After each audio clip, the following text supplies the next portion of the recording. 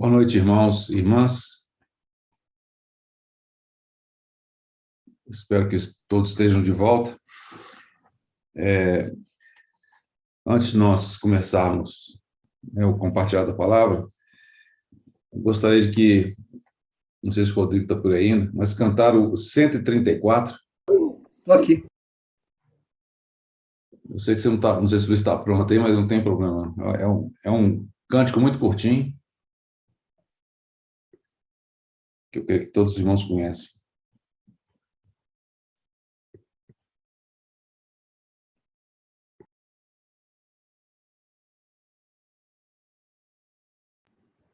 Mário, eu quero te amar?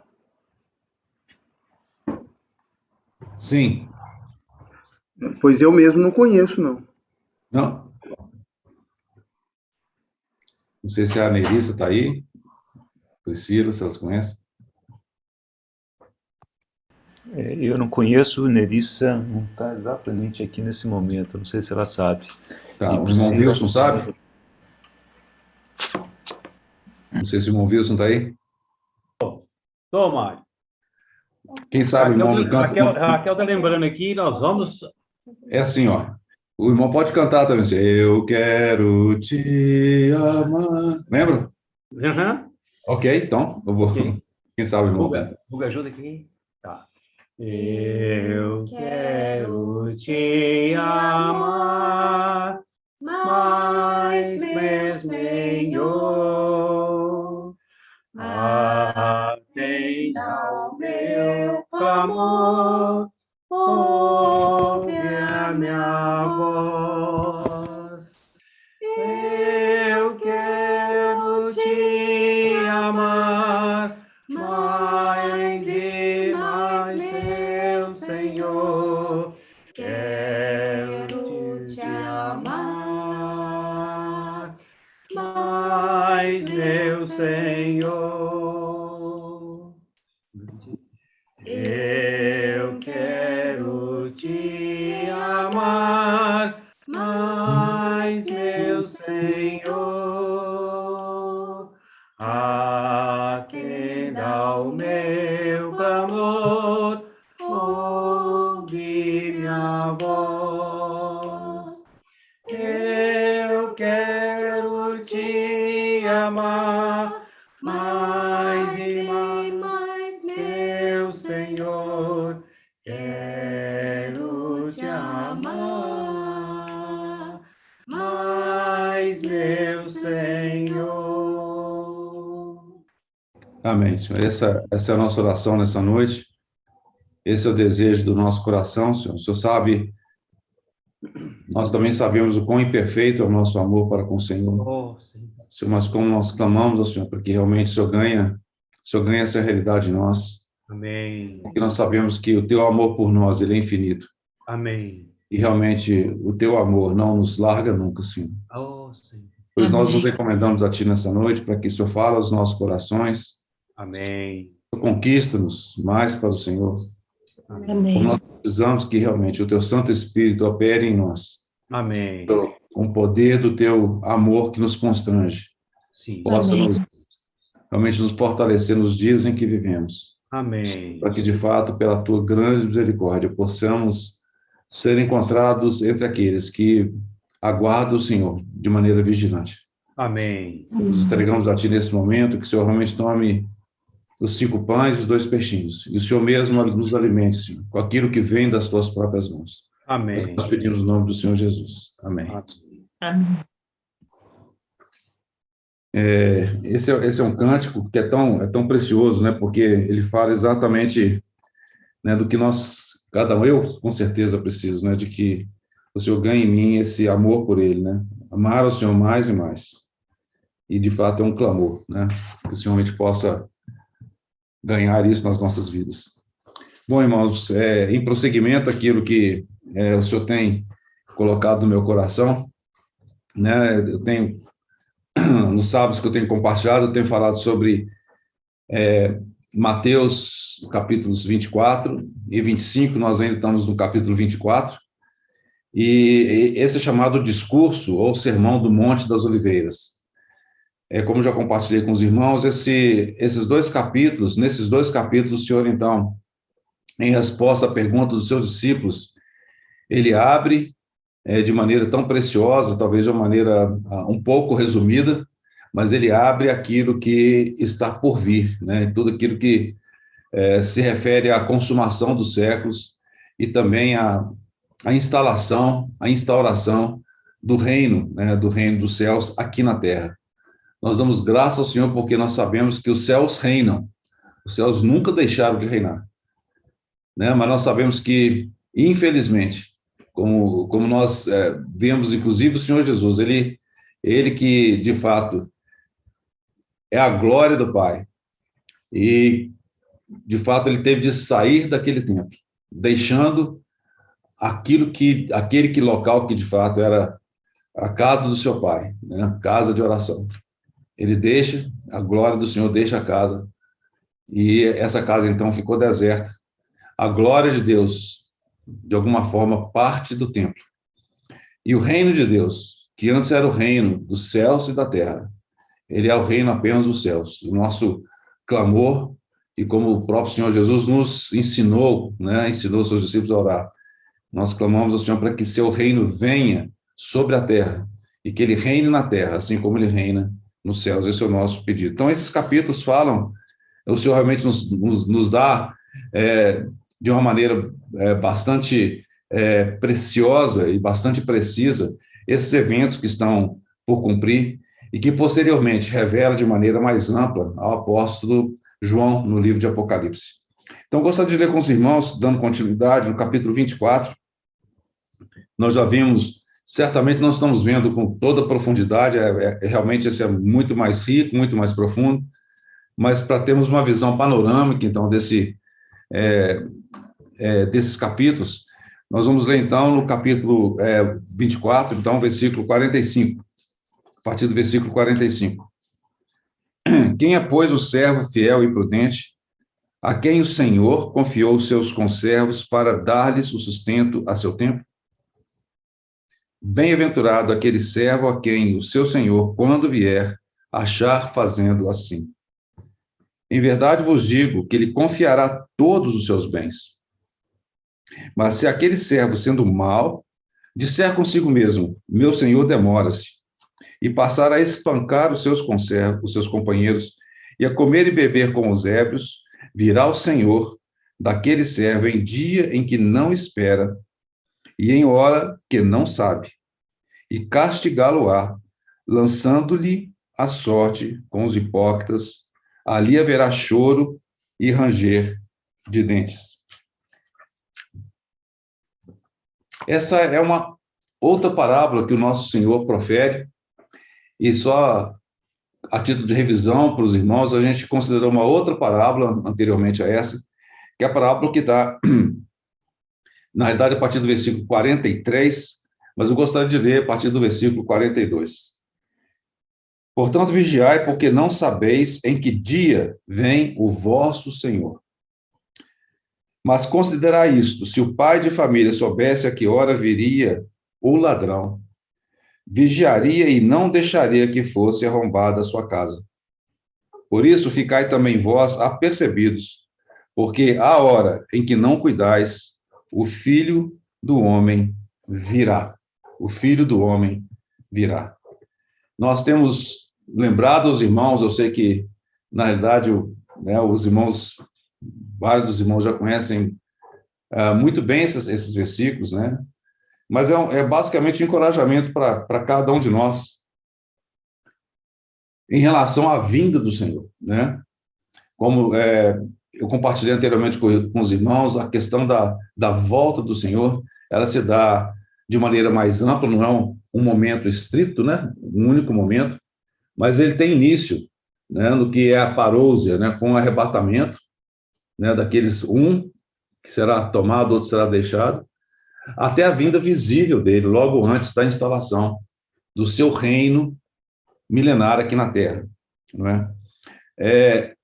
Então, quando nós lemos o Senhor, esse capítulo, quando o Senhor fala para vigiar, e acho que tem outros versículos que eu gostaria de lembrar aos irmãos, lembrando que de fato, o Senhor, ele mesmo diz. E a analogia que ele faz aqui nessa parábola do dono de casa é que ele vem como ladrão.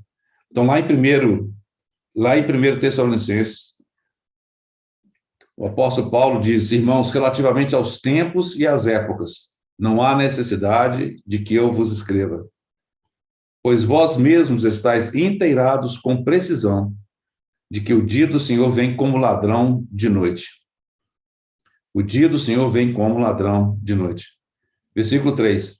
Quando andarem dizendo paz e segurança, eis que lhe sobrevirá repentina destruição, como vêm as dores de parto a que está para dar à luz. E de nenhum modo escaparão, mas vós, irmãos, não estáis em trevas, para que esse dia, como ladrão, vos apanhe de surpresa.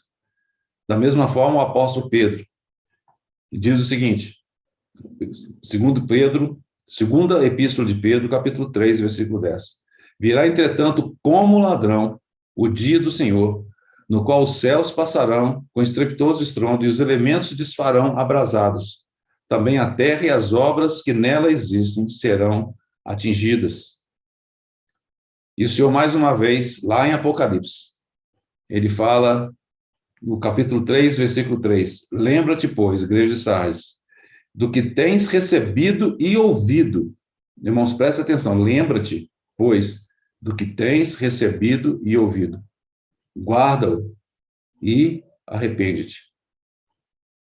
Porquanto, se não vigiares, virei como ladrão. E não conhecerás de modo algum em que hora virei contra ti. Esse é o Senhor que está falando. E capítulo 16, versículo 15 de Apocalipse.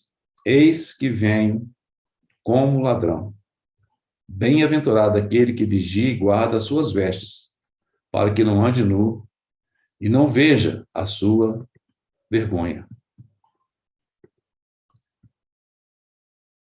Irmãos, a ênfase aqui é muito clara, é o próprio Senhor que nos alerta, a forma em que ele virá como ladrão, mas ele diz, para que nós vigiemos, que nós estejamos atentos.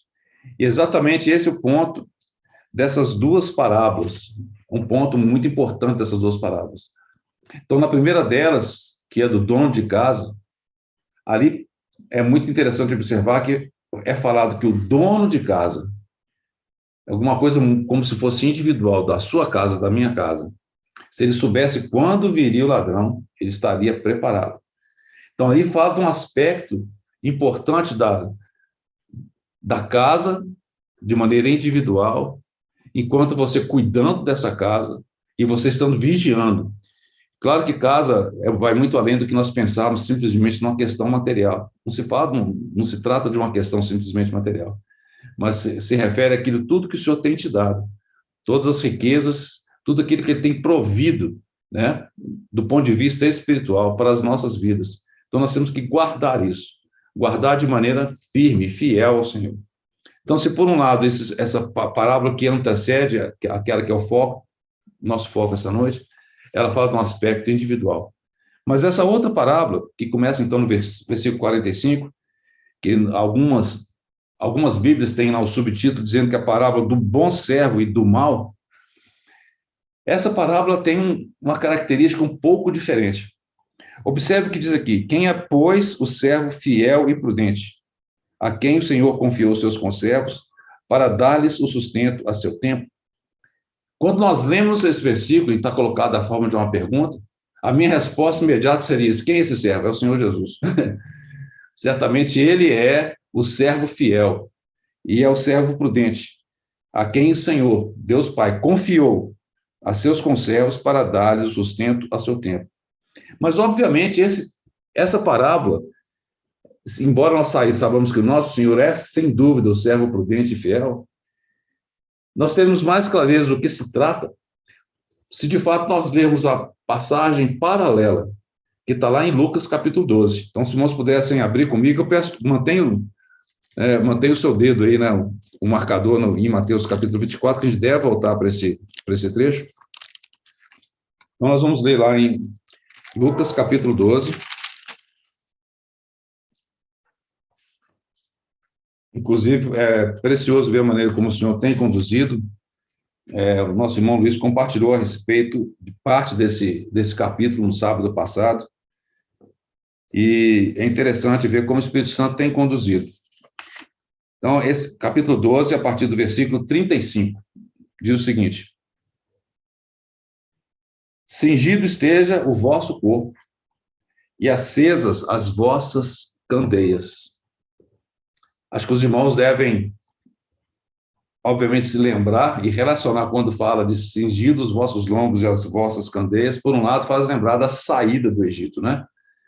Estarem os seus lombos cingidos, as alpercatas nos pés, o cajado na mão, mostra um estado de prontidão. Um estado de prontidão para qualquer ação que seja iminente.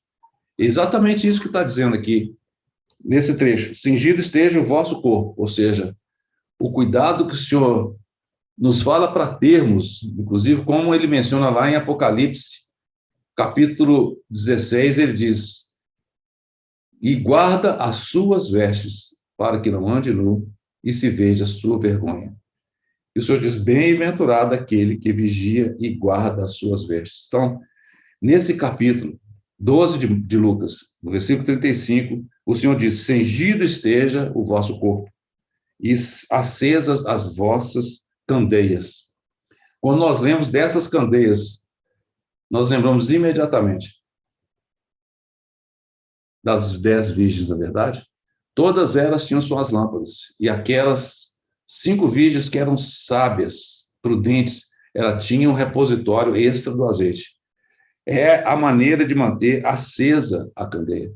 Sem o repositório de azeite extra, sem você ter azeite na candeia, essa candeia se apaga. Então, o Senhor fala de 2 coisas: cingido esteja o vosso corpo, e acesa as vossas candeias. E o Senhor prossegue, versículo 36, sede vós semelhantes a homens que esperam pelo seu Senhor, ao voltar a ele das festas de casamento, para que quando vier e bater a porta, logo lhe abram. Aí mostra o estado de prontidão, logo, imediatamente, a abram. Né? Todos nós já tivemos experiência de chegar na casa de alguém, você toca a campainha, nada. Toca a campainha, nada. Toca a campainha, nada. Demora a atender. Mas você não sabe se tem alguém lá dentro ou se não tem. Mas observa bem que aqui é falado de uma maneira muito específica.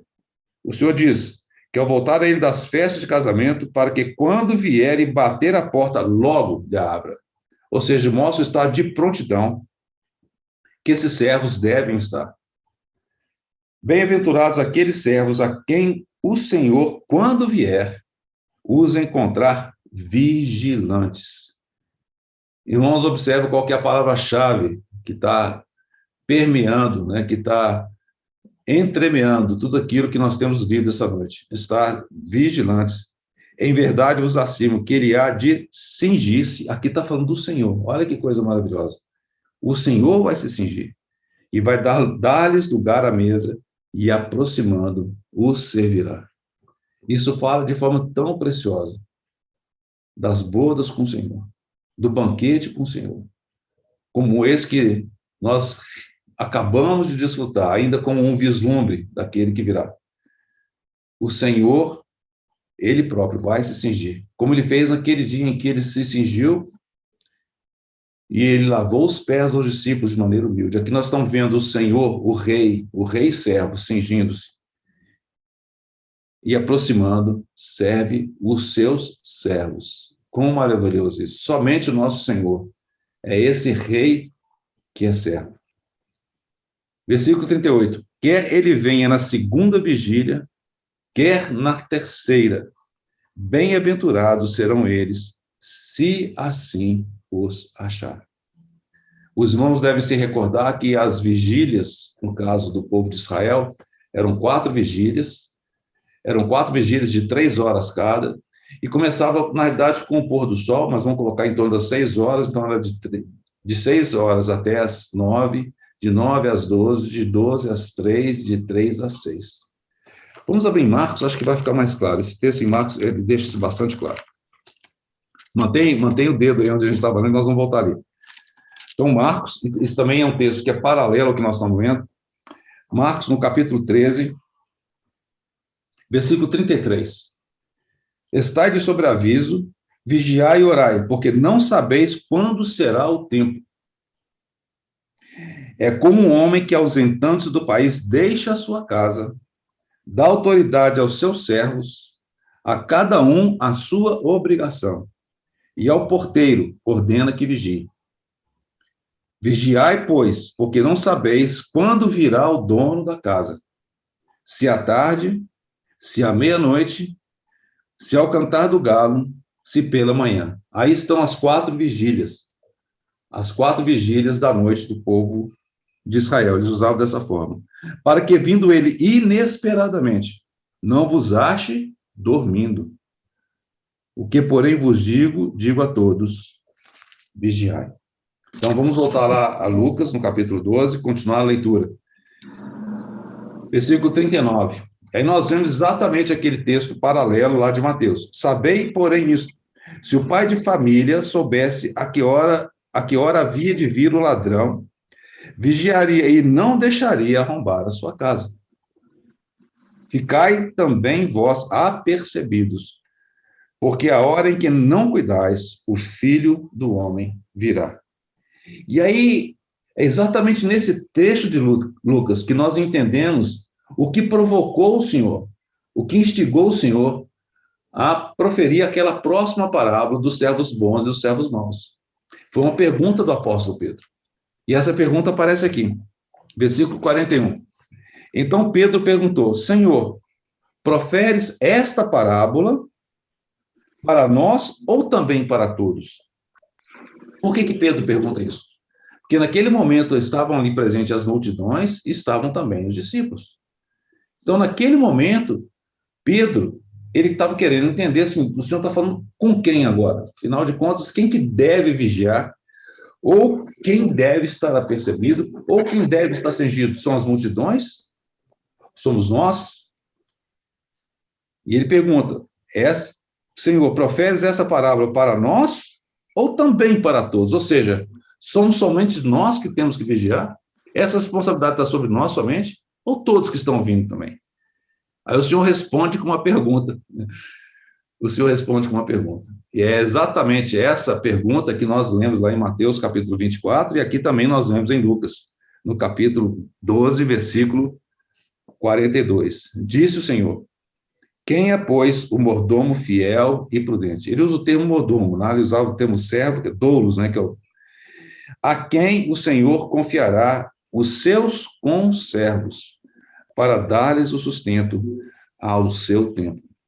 É interessante que a tradução em inglês, quando menciona esse texto, ele usa o termo que significa casa também, como se fosse household, né?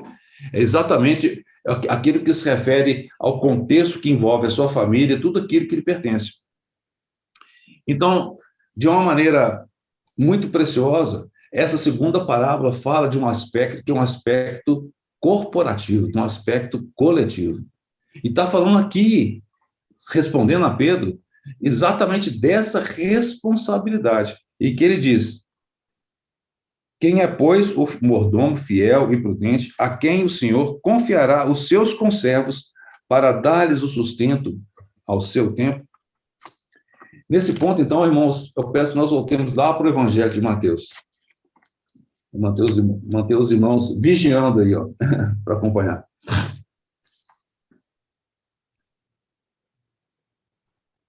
É interessante observar o que é dito aí.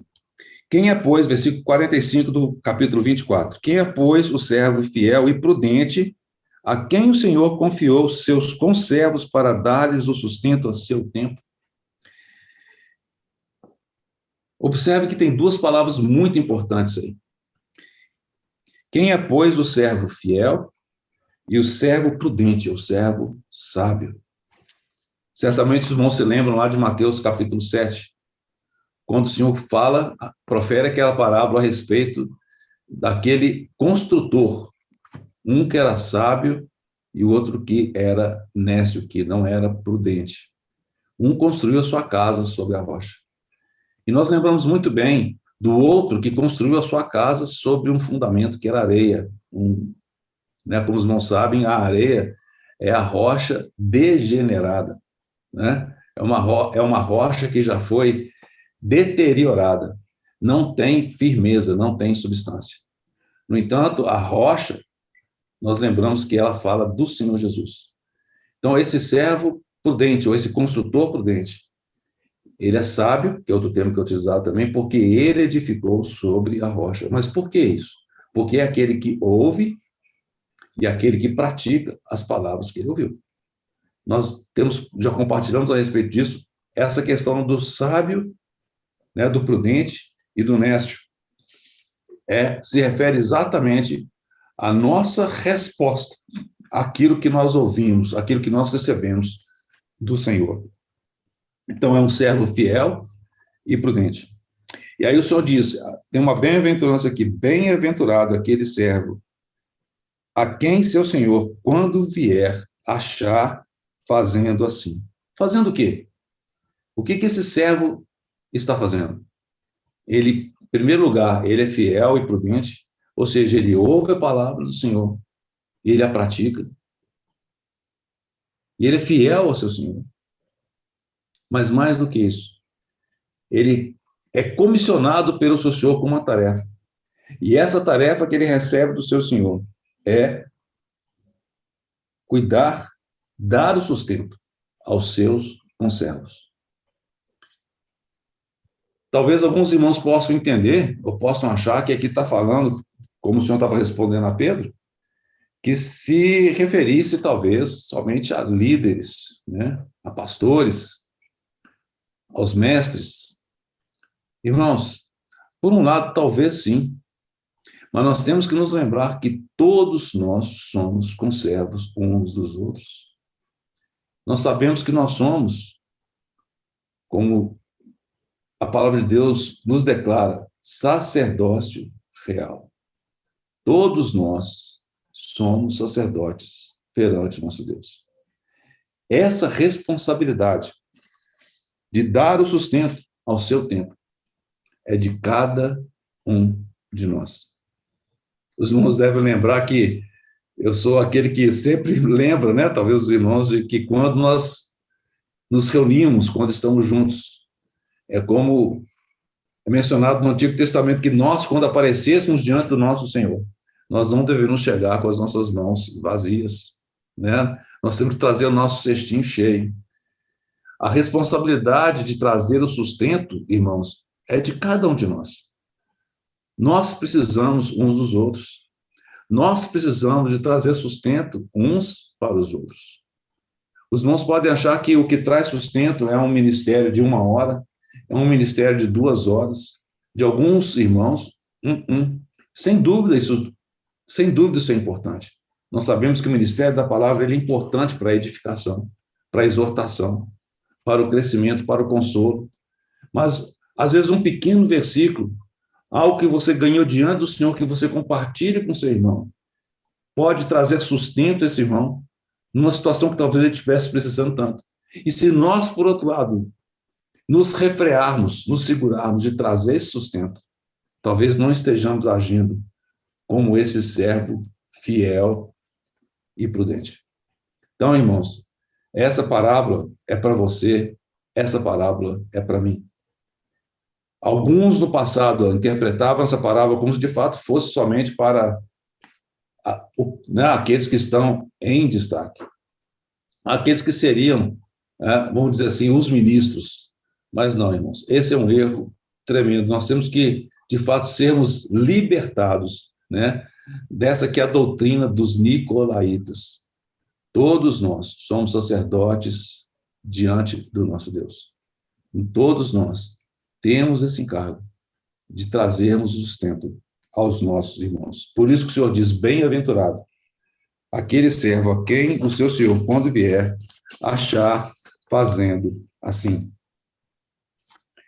Versículo 47. Em verdade vos digo que lhe confiará todos os seus bens.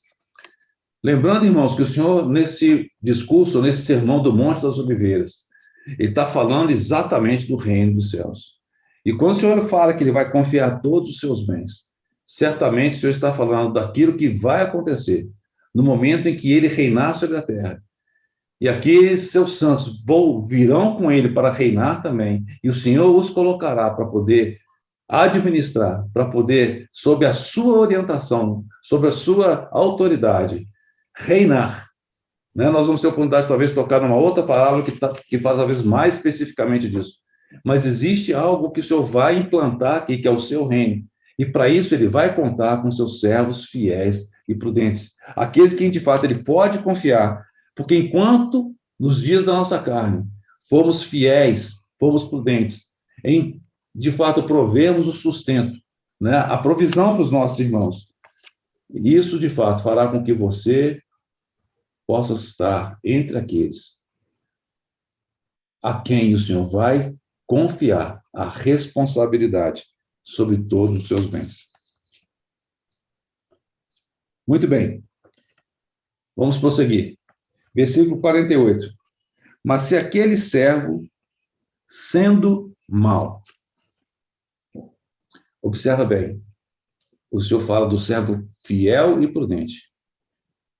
Mas nesse momento o Senhor fala, mas se aquele servo, sendo mau, disser consigo mesmo, meu senhor demora-se, e passar a espancar os seus companheiros e a comer e beber com ébrios, virá o senhor daquele servo, em dia em que não o espera e em hora que não sabe. Alguma coisa aconteceu aqui. Algo aconteceu com esse servo. Observe que no seu coração, alguma coisa vem e, de alguma forma, ele está considerando consigo mesmo que o seu Senhor está demorando. Algo acontece aqui. Ele não expressa isso, ele não diz isso, mas lá no seu íntimo, no seu interior, ele considera, o seu Senhor está demorando. O meu Senhor está demorando a voltar. É importante nós destacarmos que ambos são servos. De maneira alguma a gente pode imaginar que esse segundo aqui não seja alguém que creu no Senhor, não seja um cristão. Ele nunca seria chamado de servo. Tampouco alguém chamaria o Senhor de Senhor não fosse pelo Espírito Santo. E ele diz aqui, no seu coração, meu Senhor demora-se. Então, irmãos, nós estamos observando aqui algo de extrema urgência e de extrema seriedade. Por algum motivo, esse servo, em algum momento, ele passa a achar que seu Senhor está demorando. E aí nós vemos qual que é a atitude que ele toma. Ele começa, então, é muito forte isso, ele passa a espancar os seus companheiros e a comer e beber com os velhos. Talvez nós possamos dizer, peraí, espancar companheiro? Não, eu não espanco companheiro nenhum, não. O que é isso? E meus irmãos e irmãs queridos aqui, eu não espanco ninguém. Então, acho que eu não me enquadro nisso, não. O que significa espancar? Não necessariamente fisicamente, irmãos. Mas nós sabemos quão fácil é para nós, com a nossa língua, muitas vezes, espancarmos irmãos e irmãs, né, os nossos conservos. Como, de fato, nós precisamos que o Senhor ganhe em nós. Quão perversos nós somos por natureza, e como nós precisamos realmente da obra do Espírito Santo nos transformar. Mas pior do que isso, e eu vou ler o texto paralelo, que é muito importante lá em Lucas também, mas pior do que isso, esse servo começa a se envolver nas coisas do mundo. E nós lembramos lá do que o apóstolo João fala na sua primeira carta, no capítulo 2. Versículo 15, o que diz ali? Não ameis o mundo, nem as coisas que há no mundo. Porque se alguém ama o mundo, o amor do Pai não está nele. Em algum momento, esse servo, ele bandeou para o lado do mundo, porque agora ele começa, então, a se envolver com aqueles que são do mundo. Diz aqui, e comer e beber com ébrios. Voltam comigo lá, mantenham o dedo lá em Lucas capítulo 12, é importante esse paralelo.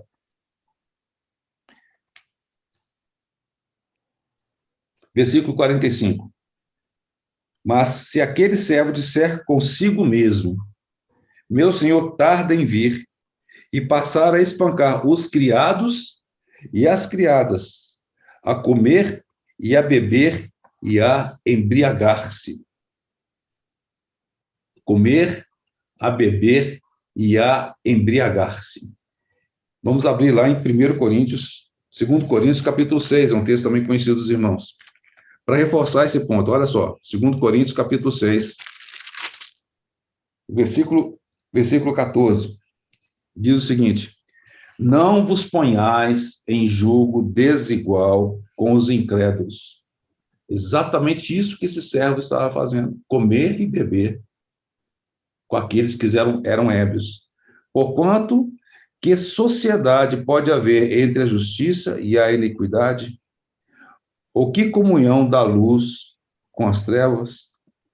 Que harmonia entre Cristo e o maligno? Ou que união do crente com o incrédulo? Então, irmãos, algo acontece no coração desse servo.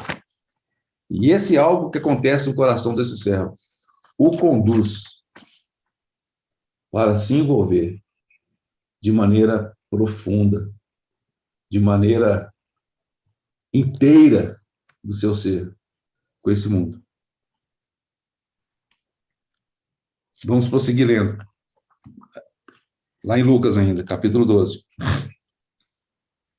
Versículo 46. Virá o Senhor daquele servo em dia em que não espera, em hora que não sabe, castigá-lo-á, lançando-lhe a sorte com os infiéis.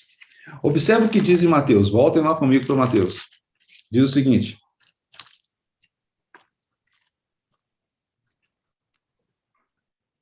eu quebro no lugar errado. Mateus capítulo 24. Versículo 50. Virá o Senhor daquele servo em dia em que não espere, em hora que não sabe, e castigá-lo-á, lançando-lhe a sorte com os hipócritas. Ali haverá choro e ranger de dentes. Irmãos, preste atenção no que esse versículo está dizendo. Existe um processo que é um castigo. E esse castigo que está falando aqui não é morte, porque ele vai ser lançado à sorte com os hipócritas, e ali haverá choro e ranger de dentes. No Evangelho de Lucas, quando ele diz, castigá-lo-á, lançando-lhe a sorte com os infiéis, ou com os incrédulos.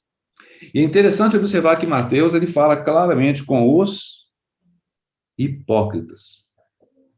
Não muito tempo antes, se os irmãos voltarem 2 capítulos aí, no capítulo 23, nós vemos que o Senhor endereça, ele fala com os fariseus e os escribas. Os irmãos podem ler depois no capítulo 23, a partir do versículo 1.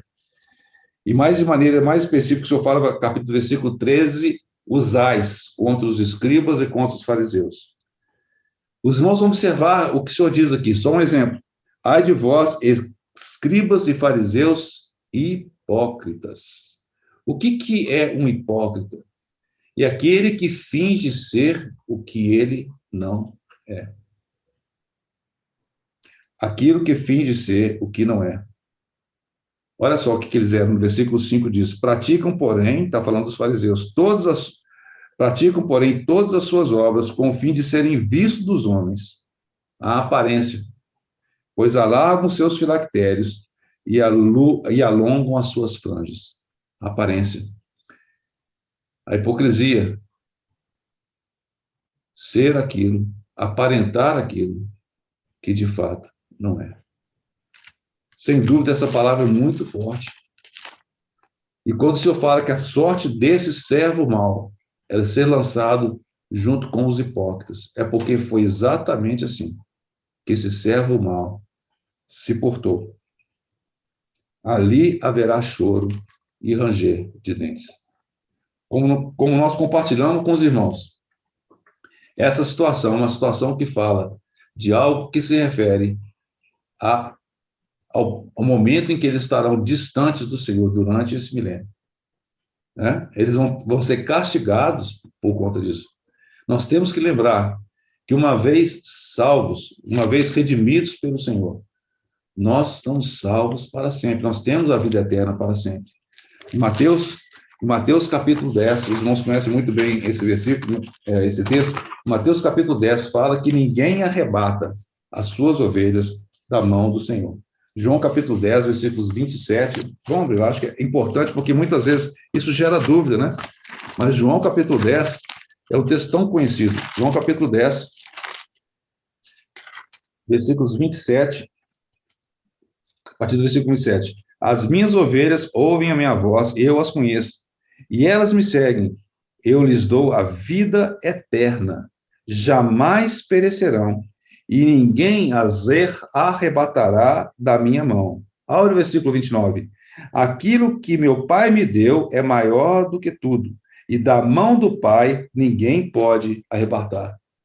Como nosso querido irmão Christian gostava de realçar, você está dentro de duas mãos. Você está dentro da mão do Senhor. E a outra mão, a mão de Deus Pai. Nós estamos guardados dentro de duas mãos. As duas mãos mais poderosas de todo esse universo. As mãos traspassadas do nosso Senhor. E a mão bendita do nosso amado Deus. Nós estamos seguros. Uma vez que nós recebemos do Senhor essa vida eterna, graças ao Senhor, nós não pereceremos jamais. Mas o Senhor alerta. Pode haver, sim, esse castigo. Para que nós possamos avançar um pouco mais. Irmãos, voltem conosco lá para o capítulo 12 de Lucas. Capítulo 12 de Lucas, versículo 47, diz o seguinte: aquele servo, porém, que conheceu a vontade do seu Senhor. Eu vou ler pausadamente. Aquele servo, porém, que conheceu a vontade do seu Senhor. Você conheceu a vontade do seu Senhor? E não se aprontou. Cingido esteja o vosso corpo e acesas as vossas candeias. E não se aprontou, nem fez segundo a sua vontade, será punido com muitos açoites. Aqui fala de uma punição. Certo? Então, essa pessoa conhecia a vontade do Senhor. Esse servo conhecia a vontade do Senhor. E apesar de conhecer a vontade do seu Senhor, não se aprontou. E nem fez segundo a sua vontade. Ou seja, ele ouviu a palavra. E ele não praticou. Mas o Senhor prossegue. Aquele, porém, que não soube a vontade do seu Senhor e fez coisas dignas de reprovação, levará poucos açoites. Mas aquele a quem muito foi dado, muito lhe será exigido. E aquele que muito se confia, muito mais lhe pedirão. Irmãos, essas são palavras de admoestação para cada um de nós. O quanto nós temos recebido. O quanto nós temos ouvido. O quanto nós temos, de fato, ganho do nosso Senhor. É muito, irmãos. É muita coisa. E como nós temos visto, como nós precisamos, de fato, de que o Senhor possa nos fortalecer a estarmos entre aquele que não apenas conhece a sua vontade, mas são servos fiéis e prudentes, que fazem conforme a vontade do seu Senhor. Mas para mim resta uma pergunta muito importante. Quando o Senhor faz essa pergunta, quem é o servo fiel e prudente? Eu tendo, né, a crer e a entender, né, que, de fato, talvez todos nós comecemos como servos fiéis e prudentes. Talvez vários de nós tenhamos conhecido nosso Senhor, tenhamos nos convertido, crido no Senhor, talvez há 30, 40 anos, talvez mais. Talvez nos lembremos daqueles momentos iniciais tão preciosos, né? Do primeiro amor, assim dizendo. Mas pode ser, quem sabe, com o tempo, esse amor se esfria.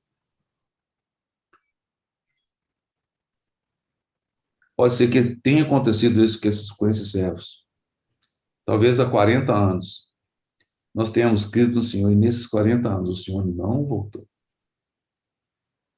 O Senhor ainda não retornou. Talvez há 20 anos o Senhor ainda não retornou. Talvez há 10 anos nós tenhamos crido no Senhor e talvez não, o Senhor não retornou. Quem sabe nós não proferimos isso com a nossa boca. Mas o que está lá no nosso coração?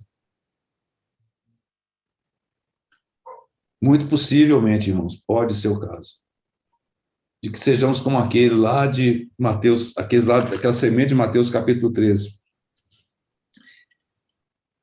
Quando a palavra é pregada, diz aqui, a todos que ouvem a palavra do reino e não a compreendem, vem o maligno e arrebata o que lhes foi semeado no coração.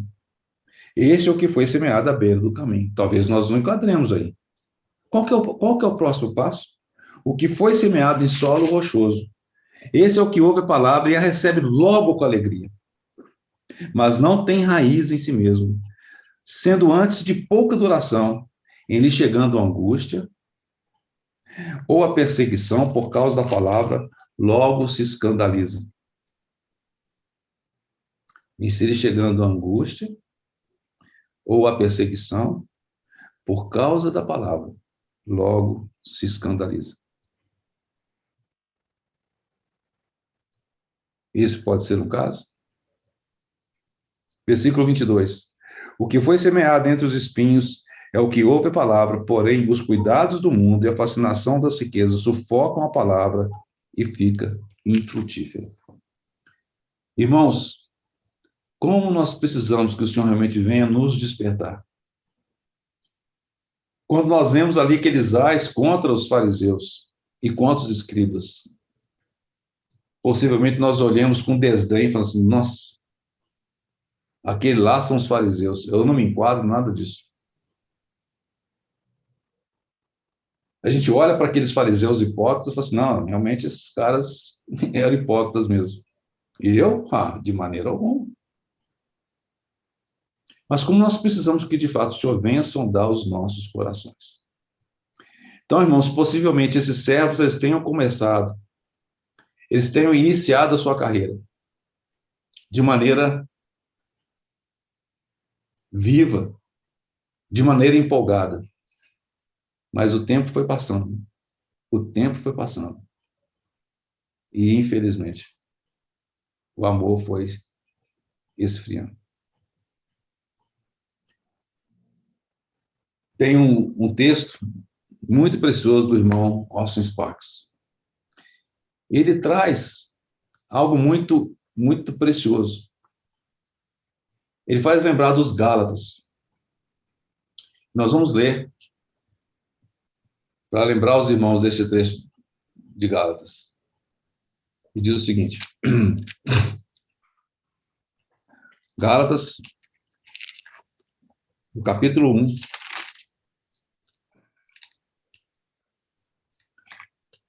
vou inicialmente chamar a atenção do versículo 4, porque tem um paralelo muito precioso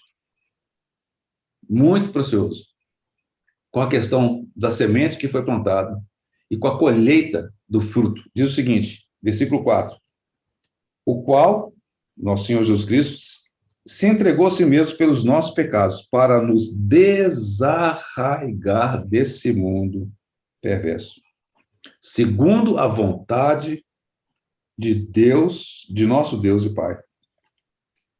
O Senhor Jesus se entregou a si mesmo para nos desarraigar desse mundo perverso.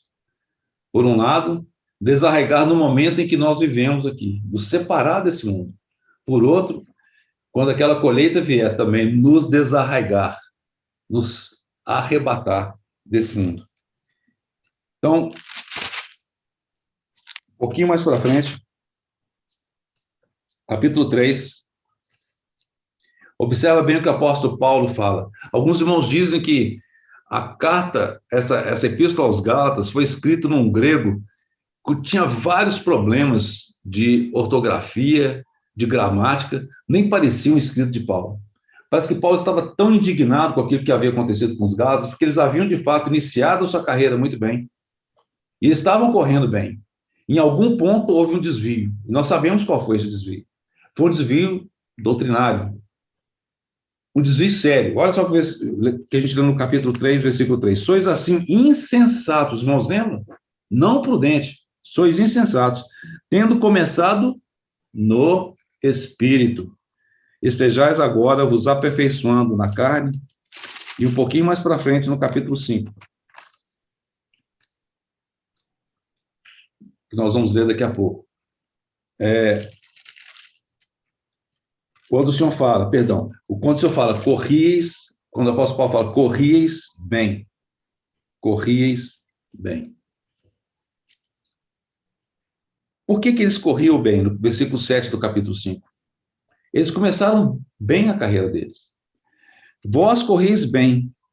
E aí vem a pergunta do apóstolo Paulo. Quem vos impediu de continuardes a obedecer a verdade? Havia uma trajetória maravilhosa que esses Gálatas estavam percorrendo. Em algum momento, eles estavam indo bem. Algo entrou nesse caminho e impediu que eles prosseguissem, avançando em direção à maturidade. E nós sabemos o que foi. De alguma forma, aqueles judaizantes vieram e trouxeram a lei dizendo, olha, não é suficiente a graça de Deus. Você precisa também de cumprir toda a lei mosaica. E esse que foi o grande problema dos Gálatas. Mas qual que é o seu problema, se é que você tem? Qual que é o meu problema, se é que eu tenho? Qual que é o problema desse servo que o Senhor aponta aqui? Possivelmente ele começou essa carreira muito bem também, mas de alguma forma,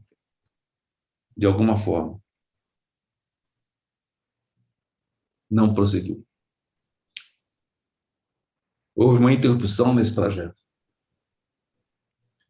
E nós sabemos, nessa própria carta, qual é esse motivo. Gálatas, capítulo 5, um pouquinho mais para frente, versículo 16. Digo, porém, andai no Espírito, e jamais satisfareis a concupiscência da carne.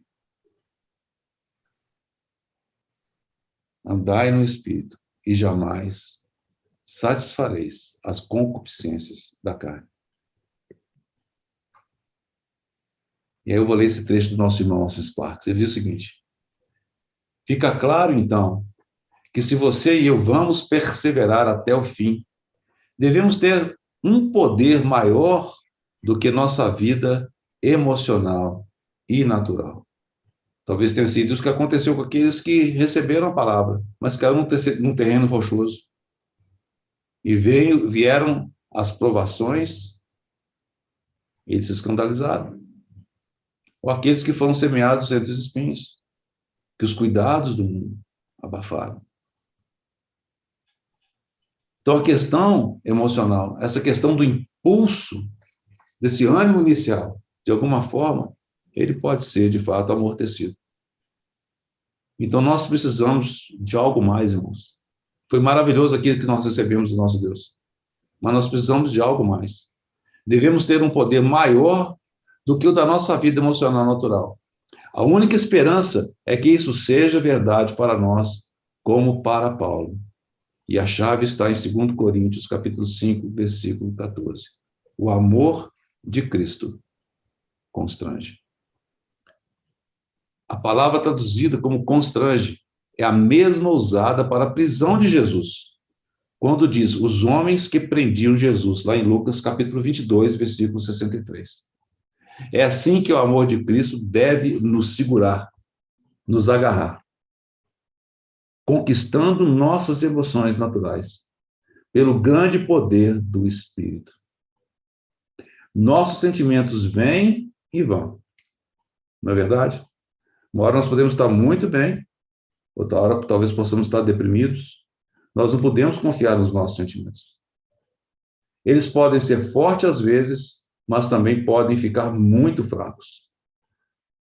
Se não conhecermos algo do poderoso domínio do amor de Cristo, nunca chegaremos ao fim dessa extenuante corrida. Eu vou repetir. Se não conhecermos algo do poderoso domínio do amor de Cristo, que nos constrange, nunca chegaremos ao fim dessa extenuante corrida.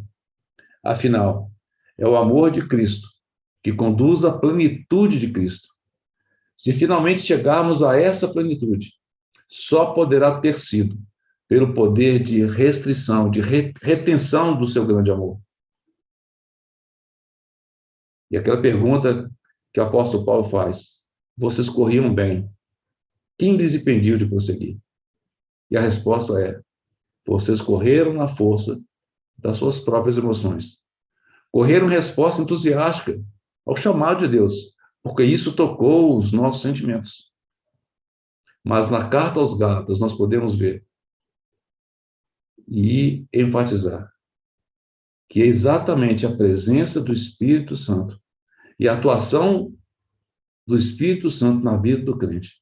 Somente ele pode fornecer a energia de amor necessária para que possamos seguir correndo bem.